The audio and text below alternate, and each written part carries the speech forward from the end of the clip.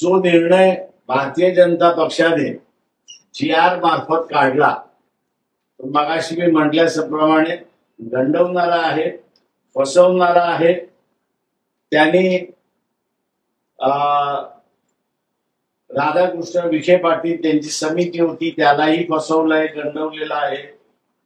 Justice Shinde यांची committee होती त्यालाही त्या ठिकाणी गंडवलेला, फसवलेला आहे.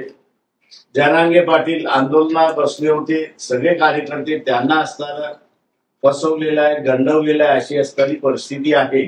तेव्हा भारतीय जनता पक्षाला माझा असणारा सवाल आहे की तुम्ही जाणीवपूर्वक या सगळ्या लोकांना गंडवलं का, फसवलं का, याचा खुलासा तुम्ही पहिल्यांदा त्या ठिकाणी केला पाहिजे. महाराष्ट्र शासनाने मोठ्या गाजावाजामध्ये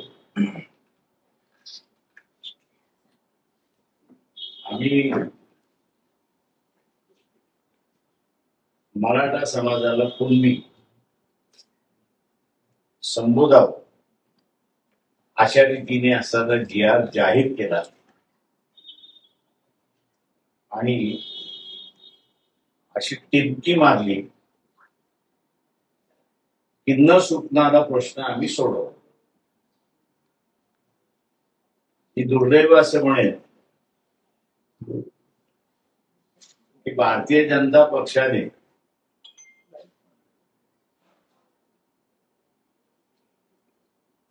सर्वांनाच फसवलं.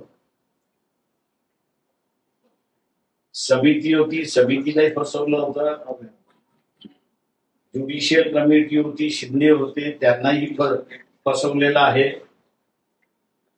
आणि त्याच्याच बरोबर मराठा समाज, जरांगे पाटील आणि कुणबी यांनाही फसवलंय अशी असणारी परिस्थिती.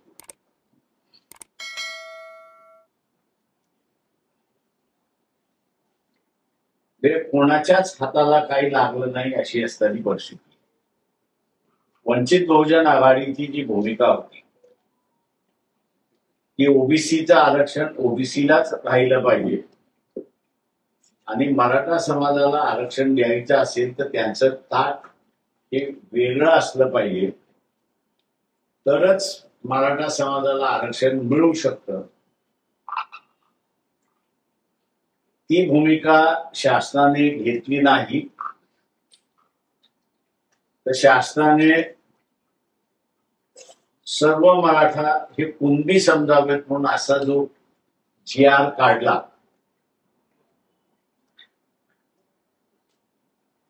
त्या GRच्या माध्यमातून मी मगाशी जसं म्हणालो की पूर्णपणे भारतीय जनता पक्षाने किंवा एकनाथ शिंदे असतील किंवा उद्धव ठाकरे असतील, या सगळ्यांना गंडवलं असं मी त्या ठिकाणी म्हणणार. फसवलं सुद्धा असं म्हणणार नाही, पण भारतीय जनता पक्षाने त्यांना पूर्णपणे गंडवलं असं मी त्या ठिकाणी म्हणणार आहे. आणि त्याचं कारण असं आहे की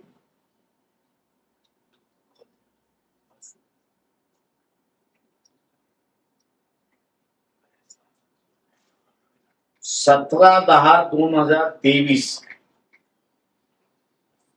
writ petition number 4476 of 2002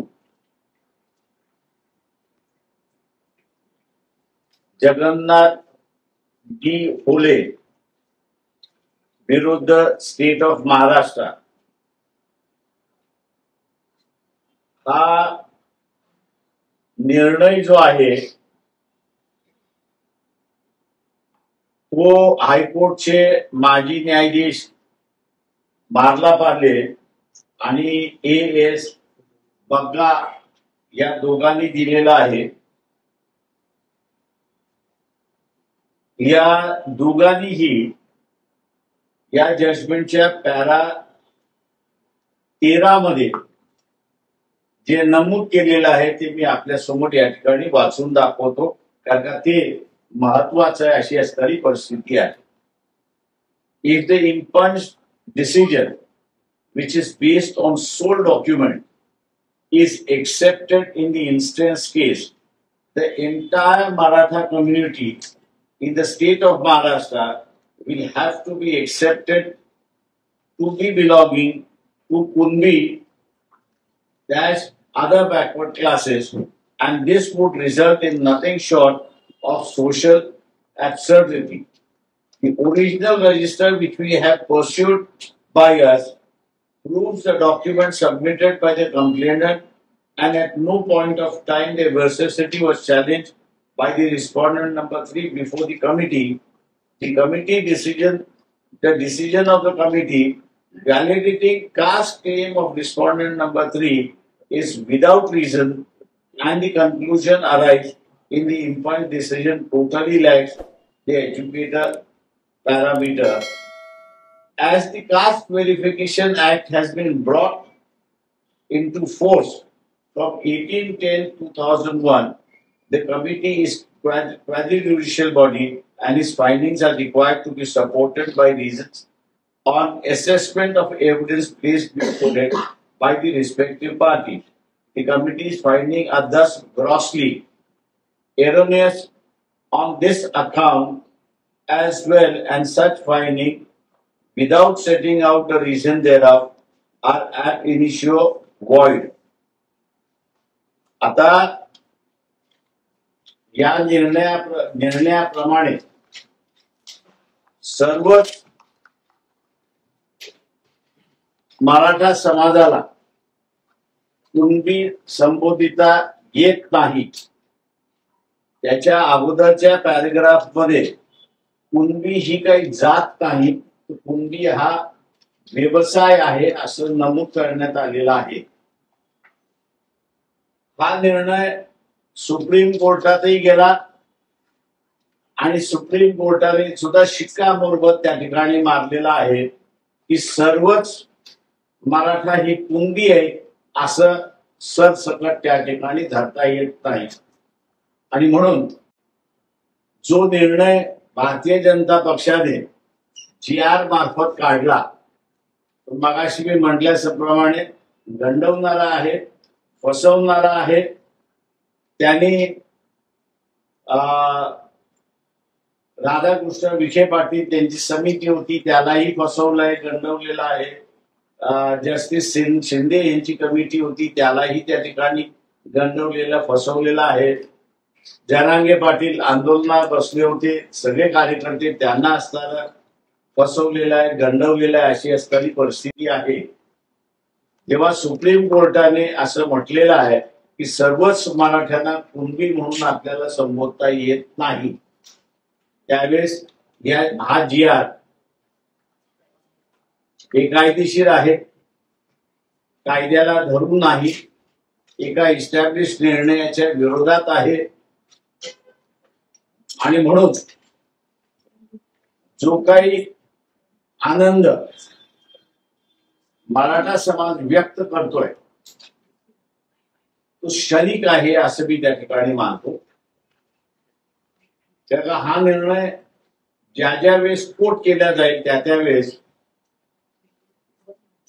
judiciary ही या निर्णयाच्या बाजूने उभी राहील. आणि जिथे 2003 साली 2006 साली निर्णय आलेला आहे, तर ह्या 2006 सालच्या निर्णयाला सुप्रीम कोर्टामध्ये मी जसं म्हटलं चॅलेंज केलं होतं, ते आता चॅलेंज करण्याची जागा सुद्धा राहिलेली नाही. फार रिव्ह्यू पेटिशन किंवा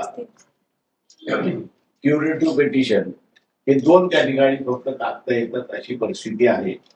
तेव्हा भारतीय जनता पक्षाला माझा असणारा सवाल आहे की तुम्ही जाणीवपूर्वक या सगळ्या लोकांना गंडवलं का, फसवलं का, याचा खुलासा तुम्ही पहिल्यांदा त्या ठिकाणी केला पाहिजे. आणि दुसरा ओबीसीचा असणारा इश्यू आहे. हे जजमेंट जरी अस्तित्वात असलं तरी ओबीसीना स्वतःच्या अधिकारासाठी लढावं लागेल, मोर्चे काढावे लागतील, आंदोलनं करावी लागतील, बैठका घ्याव्या लागतील. आणि ओबीसीचे जे मंत्री आहेत त्यांनी कॅबिनेटमध्ये कशा रीतीने प्रेशर घालायचं, प्रेशर ठेवायचं याचाही ओबीसी मंत्र्यांना विचार करणं गरजेचं आहे.